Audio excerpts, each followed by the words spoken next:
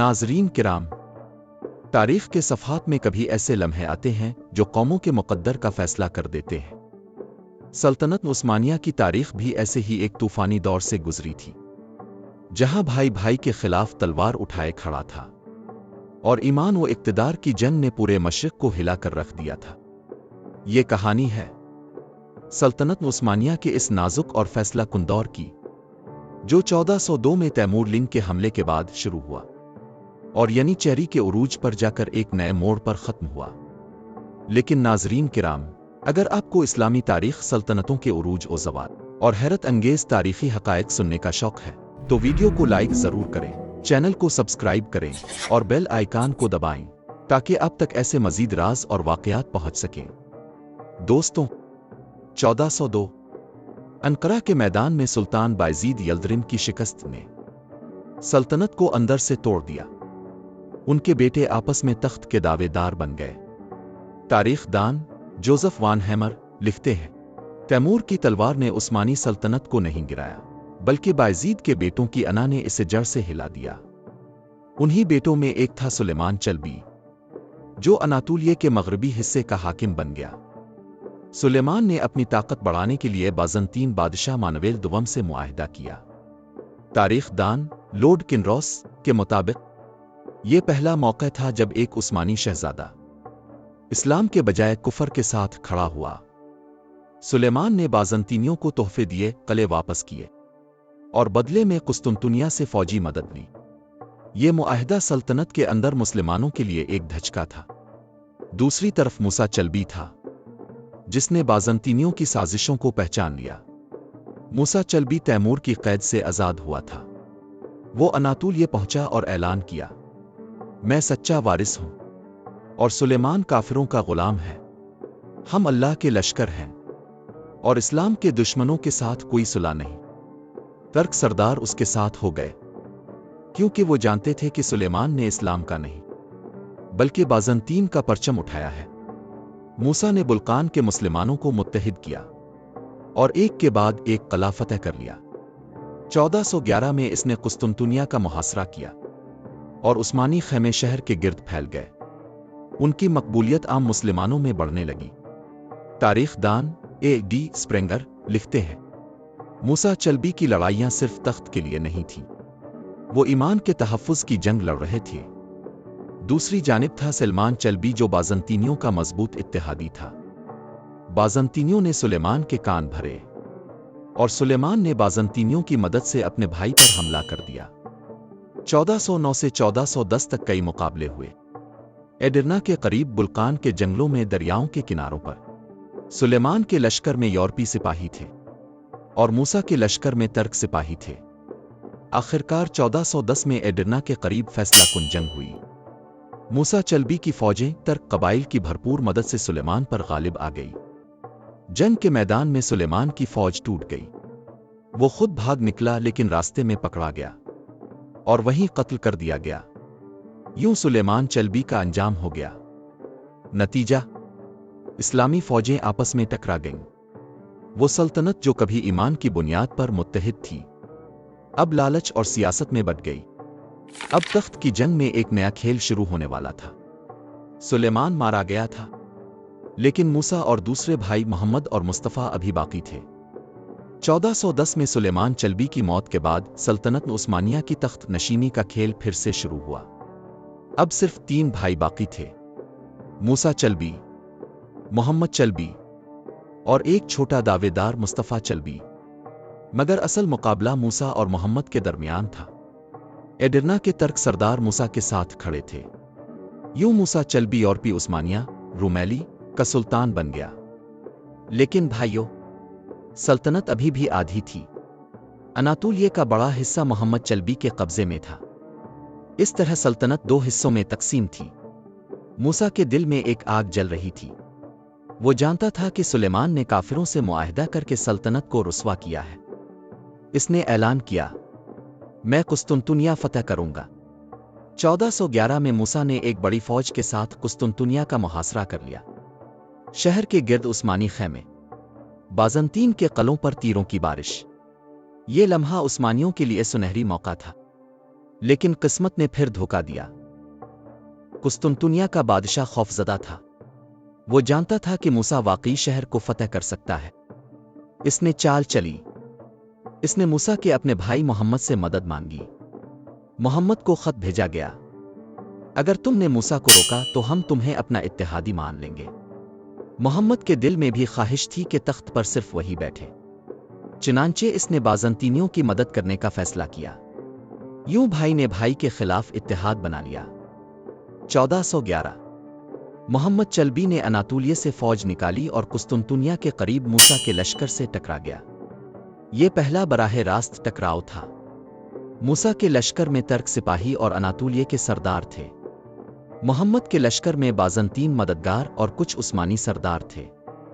जंग के दौरान मूसा को कुस्तुनतुनिया का मुहासरा तोड़कर पीछे हटना पड़ा, लेकिन वो हिम्मत नहीं हारा। वो दोबारा गया और अपनी ताकत जमा करने लगा। अगले 1 साल तक बुल्कान की वादियां खून से रंगी रही। हर हफ्ते कोई ना कोई झड़प, कोई ना कोई मरका होता। कभी बल्गारिया के कलों पर और कभी यूनान की राहों में। खेत जल गए, बाजार उजड़ गए। बिलाखिर 1413 में कुस्तुनतुनिया के करीब एक फैसला कुन जंग हुई। ये वो लम्हा था जिसने खाना जंगी का अंजाम तय कर दिया। मूसा के लश्कर में तादाद ज्यादा थी, लेकिन नज़्म व ज़ब्त कम था। मोहम्मद के लश्कर में तादाद कम थी, लेकिन बाज़ंतीन मदद और बेहतर जंगी मंसूबाबंदी थी। जंग के दौरान कई सरदार मोहम्मद के साथ जा मिले। मूसा के सिपाही एक एक करके भागने लगे। आखिरकार मूसा गिरफ्तार हुआ। इसे मोहम्मद के सामने पेश किया गया। मोहम्मद ने हुक्म दिया कि मूसा को कत्ल कर दिया जाए। 1413 में मूसा की जिंदगी खत्म हुई। यूं एक और भाई इस खाना जंगी की आग में जलकर राख हो गया। मूसा एक बहादुर मुजाहिद था। इसने बाज़ंतीनियों के खिलाफ तलवार उठाई, कुस्तुनतुनिया को फतह करने का ख्वाब देखा। लेकिन इसके अपने भाई मोहम्मद ने इसके खिलाफ काफिरों के साथ इत्तेहाद कर लिया। तारीख हमें यही सबक देती है, जब मुसलमान आपस में टकरा जाएं, तो दुश्मन फायदा उठाता है। अब तख्त पर सिर्फ एक भाई बचा, मोहम्मद चलबी। 1413 में वो वाहिद सुल्तान बन गया, लेकिन सल्तनत अभी कमजोर थी। दोस्तों, 1413 उस्मानी सल्तनत का वो लम्हा जब एक दहाई की खाना जंगी अपने इख्तिताम को पहुंची। अब तख्त पर सिर्फ एक नाम बाकी रह गया, मोहम्मद चलबी। एडिर्ना की बड़ी जामे मस्जिद में खुतबा पढ़ा गया। दोस्तों, 10 साल की खाना जंगी ने सल्तनत का नक्शा बदल दिया था। अनातोलिया के कई सरदार आज़ाद हो गए थे। रुमैली में सरदार अपनी मर्जी से फैसले करते थे।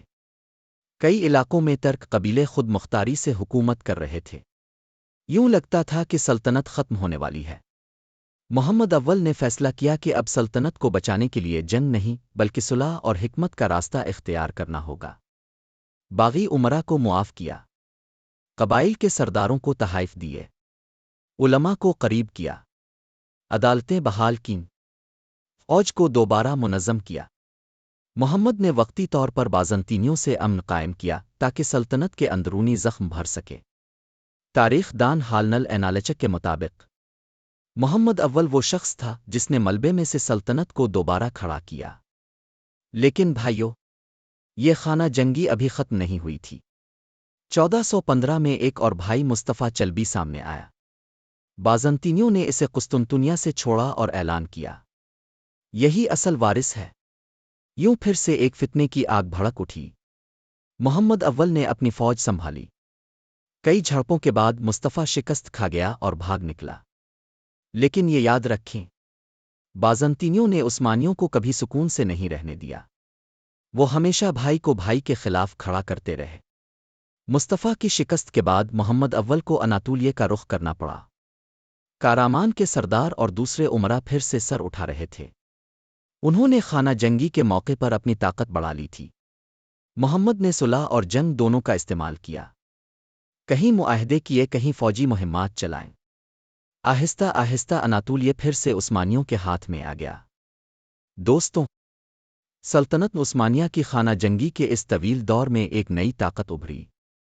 एक ऐसी ताकत जो अगली कई सदियों तक उस्मानी सुल्तानों के तख्त को हिलाने वाली थी। 14वीं सदी में सुल्तान और खान और मुराद अव्वल के ज़माने में एक ख़ास फ़ौज तश्कील दी गई थी। یہ فوج عام ترک سپاہیوں پر مشتمل نہیں تھی۔ یہ بچے بلقان اور یونان کے عیسائی خاندانوں سے دوشرما کے نظام کے تحت لیے جاتے۔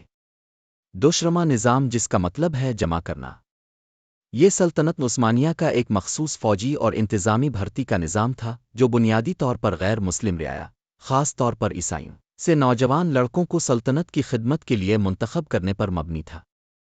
تاریخ دان ہالنل اینالچک لکھتے ہیں، یعنی چیری سپاہی بچپن سے اسلام، قرآن اور تلوار کے ساتھ تربیت پاتے۔ وہ سلطان کے لیے اپنی جان قربان کرنا عبادت سمجھتے تھے۔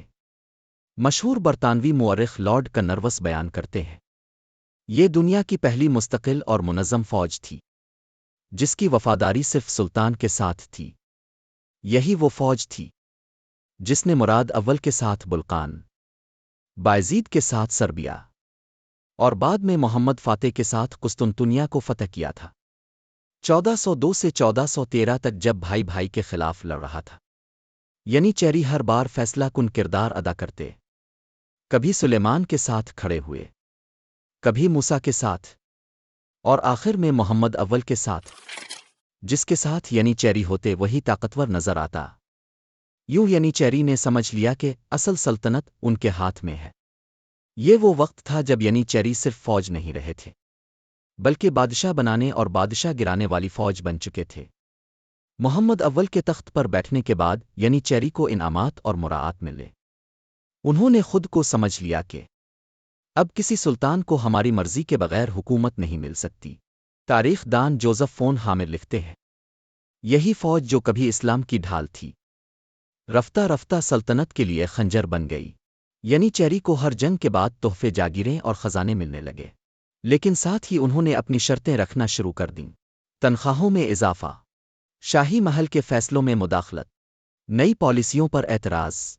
اگر ان کی مان لی جاتی تو وفادار رہتے، اگر نہ مانی جاتی تو بغاوت کر دیتے۔ دوستوں، یعنی چیری اب صرف فوجی نہیں تھے بلکہ وہ دربار کی سیاست میں بھی داخل ہو گئے تھے۔ وزیروں کو اپنی مرضی سے بنوانا اور ہٹوانا، نئے شہزادے کو تخت پر لانا اور گرانا، یہ سب ان کے ہاتھ میں آ گیا تھا۔ یہی وہ دور تھا جس میں یعنی چیری فوج سلطنت کے لیے ایک دو دھاری تلوار بن گئی۔ اس وقت کے علماء بھی یعنی چیری کو اہمیت دینے لگے۔ کچھ علماء نے ان کو اسلام کے محافظ کہا، لیکن کچھ نے کہا یہ فوج اب نفس پرستی کی طرف جا رہی ہے۔